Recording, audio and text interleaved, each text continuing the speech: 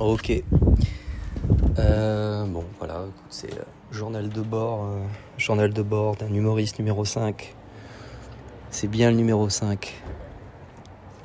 J'ai joué ce soir. J'ai joué au point virgule devant une quarantaine de personnes. Voilà, donc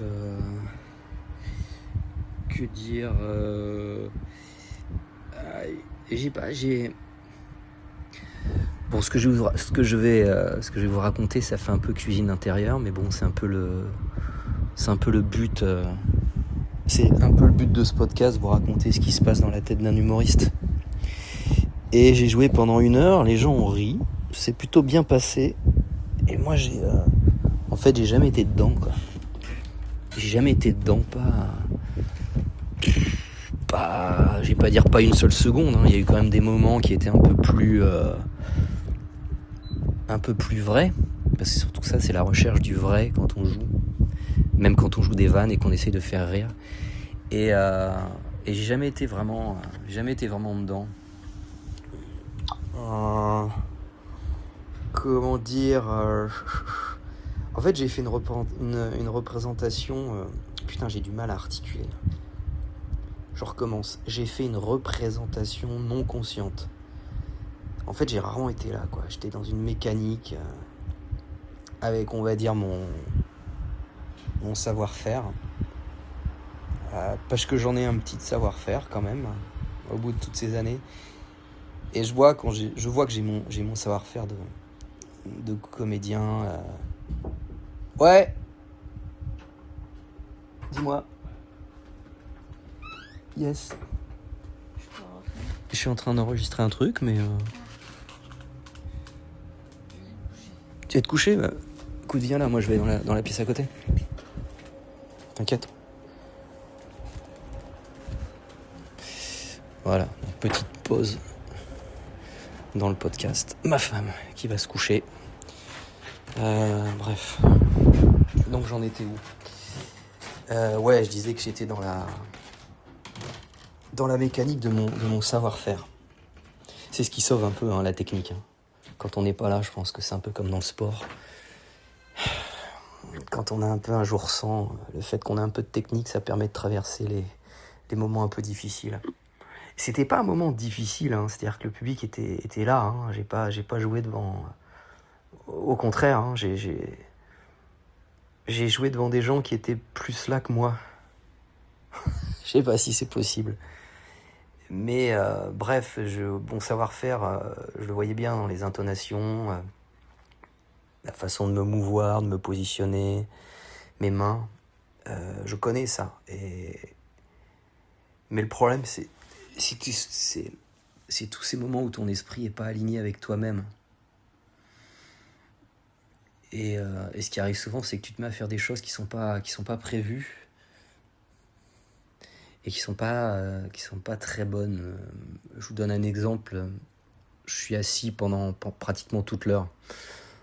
Voilà, j'aime bien cette position immobile, assis sur un tabouret. Et là, je me suis levé 2-3 fois pour aller boire et c'était pas le bon moment.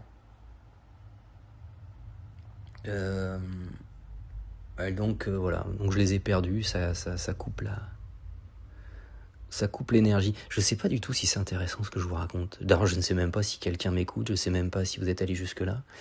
Mais j'essaie de vous expliquer un peu vraiment comment fonctionne un humoriste de stand-up et comment il peut perdre le fil, comment il peut... même ça peut arriver, on peut paniquer. Bref. Donc oui, j'ai essayé de me lever 2-3 fois, mais en fait c'est pour essayer de casser ce rythme, cette routine que j'avais mis en place. Putain, maintenant c'est le chat qui vient avec moi. Bon bref. Eh bien pépère. Et j'ai regardé ce que ça avait été filmé là, il va falloir que je regarde. Ils vont m'envoyer la vidéo, ça a été filmé la semaine dernière. Et donc j'ai pu voir en fait, faire attention avec les en fait, de pas trop en dire. Je me suis regardé en vidéo, ça faisait très longtemps que je m'étais pas vu. Au-delà du fait que j'ai pris du poids, et que ça se voit, et que je devais être dans un déni parce que je pensais pas que ça se voyait autant à travers la chemise. Ouais, c'est sans pitié hein, la vidéo. Bref, j'ai vu que je baissais beaucoup trop la tête quand je jouais. Beaucoup trop la tête. Donc j'ai essayé là ce soir de moins baisser la tête. Je pense que ça m'est arrivé de le faire, mais je l'ai fait beaucoup moins. Ensuite, je me touche beaucoup trop le nez. Donc ça, je crois que j'ai arrêté je l'ai pas fait. Parce que se toucher le visage, c'est pas la même chose. Le visage, il y a presque un côté de jeu, une incarnation, mais se toucher le nez, se gratter le nez, c'est autre chose. On est moins dans l'incarnation, on est plus dans le tic. Voilà. Bon voilà, sinon, ouais, c'était une drôle de prestation. Alors de l'extérieur, je pense que de l'extérieur, elle était plutôt bonne cette prestation, elle était solide. Mais de l'intérieur, elle était très fragile. J'étais très vulnérable en fait ce soir, un peu à cause de la chaleur. Mais à une époque, il y a quelques années, j'aurais eu un mal fou à tenir le rythme sans paniquer. J'aurais perdu mes moyens, ça m'était déjà arrivé. D'un seul coup, t'as plus de respiration, il y a comme une suroxygénation de ton cerveau. Parce que t'arrives plus à placer ta respiration. Et là, ça a été, là, j'ai réussi à... C'est là que je vois que j'ai fait des progrès. Et putain, je sais pas si c'est très clair ce que je raconte. Bref, là, en revanche, j'avais une maîtrise même dans l'inconfort. Voilà, Mais ce qui est dingue, c'est que j'avais envie d'en finir. J'avais pas envie de rester hein, sur scène. Hein. C'est là que je vois que j'ai pas pris de plaisir. J'avais envie de partir, j'avais envie que ça se termine, j'avais envie de finir vite. Et c'est là où des fois il y a cette chose que peut-être le public ressent pas. Il y a ce que le public ressent et ce que moi je ressens. Et c'était pas agréable pour moi. Et c'est pas de la faute du public, hein, c'est vraiment à cause de mon rythme à moi. J'ai pas trouvé le jeu intérieur, j'ai pas trouvé la respiration qu'il fallait. Mais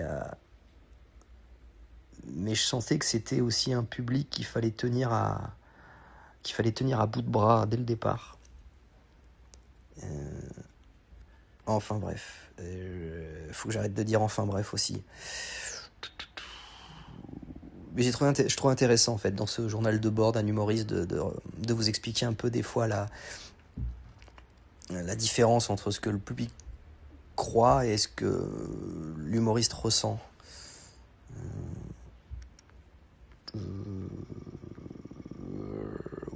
Bref, mais d'ailleurs dès le départ, hein, dès le début du spectacle, il y avait comme un faux départ. Et c'est très compliqué, ça, difficile quand t'as pris un faux départ. Ce qui s'est passé, c'est que les gens d'un seul coup ont ri tout de suite. Mais j'ai eu moi presque la sensation putain, ça va pas ce soir. Waouh, il fait trop chaud. En fait, j'avais la sensation d'un rire nerveux plutôt que d'un rire qui venait vraiment profondément de ma vanne. Et tout ce que j'ai ressenti d'un seul coup, en fait, c'est leur rire de nervosité et ça a entraîné chez moi un rythme de nervosité. J'ai pas réussi à me mettre dans une humeur de confort. Et quand je parle de faux départ, c'est quand l'esprit... En fait, les mots vont plus vite que l'esprit. Et pendant une bonne partie du spectacle, tu fais la course. Ouais, tu cours après ton souffle, ton cerveau. Tu n'arrives pas à faire à faire l'alignement entre tes mots et ton esprit. Et ce qui s'est passé, c'est que j'ai eu peur. En fait, dès le départ, j'ai eu peur de les perdre. Et c'est ce qui m'entraînait dans ce faux rythme. J'ai eu peur. Je me suis laissé entraîner par eux. Et c'est comme en amour. Si t'as peur de perdre l'autre, t'as tendance à surjouer. T'as tendance à être en surjeu permanent de ton émotionnel, que ce soit en déclaratif, en positif ou en jalousie. T'es jamais vraiment toi-même. Alors, bon, ça peut donner l'illusion de la passion, d'une relation incandescente, mais au final, il y a un côté un peu mortifère. Et c'est pareil sur scène.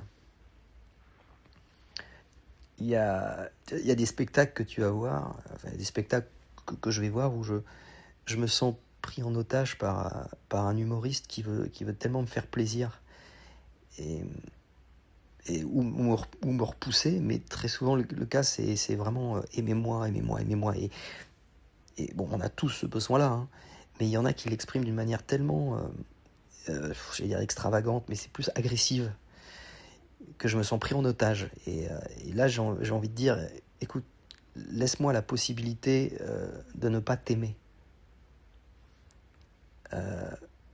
Tu vois, laisse-moi la possibilité de faire un choix.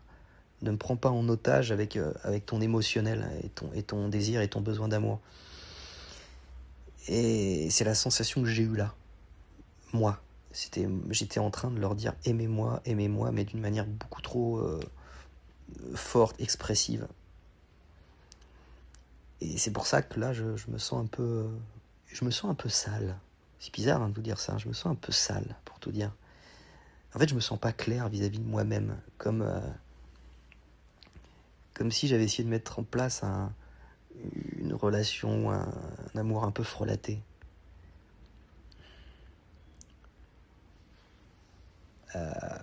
Bon. Mais putain, qu'est-ce que j'aime le stand-up. C'est fou, je me rends compte que vraiment, c'est vraiment une passion. Et j'adore le stand-up, notamment en faire, mais son histoire, notamment américaine, c'est surtout américaine, principalement américaine, parce qu'ils ont une histoire suffisamment riche et longue, notamment pour qu'ils aient pu en tirer une philosophie de jeu. Et je me rends compte de ça, je suis à la recherche permanente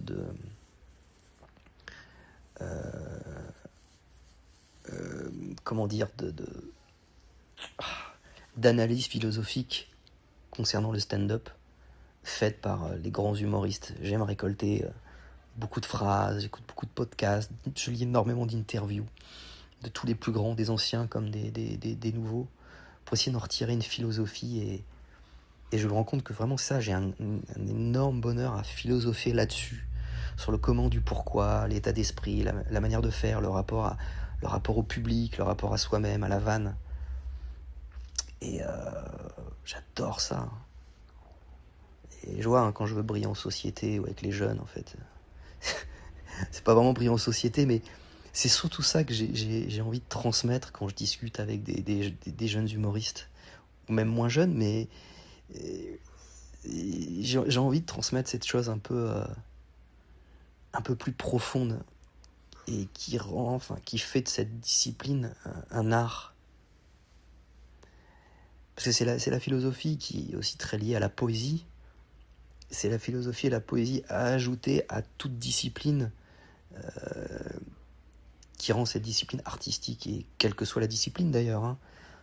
On prend le tennis, par exemple, c'est Roland Garros en ce moment, le tennis, ça devient un art quand on y ajoute de la poésie, une profondeur supplémentaire, et qu'on peut voir, par exemple, je sais pas moi, avec Roger Federer ou Alcaraz, et ce qui n'est pas le cas de tous les joueurs d'ailleurs.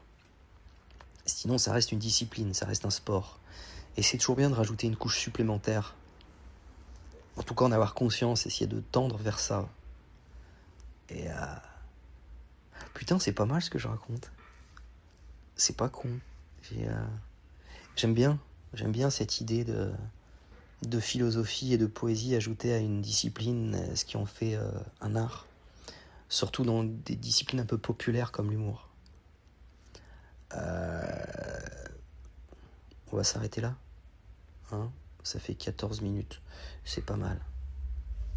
Allez, bonne soirée. Journal de bord d'un humoriste. Numéro 5, Alexis Macquart. Et le chat qui revient me faire des bisous. Bye.